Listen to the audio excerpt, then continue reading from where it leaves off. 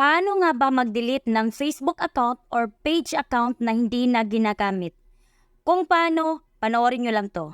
Buksan ang Facebook, pindutin ang 3 lines sa taas, pindutin ang settings, Meta Account Center, scroll up, pindutin ang personal details, pindutin ang account ownership and control, pindutin ang deactivation or deletion, pindutin ang profile na gusto nyong i-delete, pindutin ang delete additional Facebook profile, pindutin ang continue.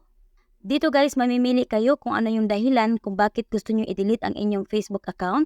For example lang po sa akin guys, piliin ko po ang I no longer find Facebook useful. Pindutin lang po ang bilog sa gilid at continue. Scroll up, continue. Dito guys, ilagay nyo lang ang inyong password sa inyong main profile account dito kay Facebook at continue at delete profile. Ayun na guys, ganun lang kasimple kung paano natin i-delete ang ating mga Facebook account na hindi na natin ginagamit, okay? Kaya kung may natutunan, follow and share.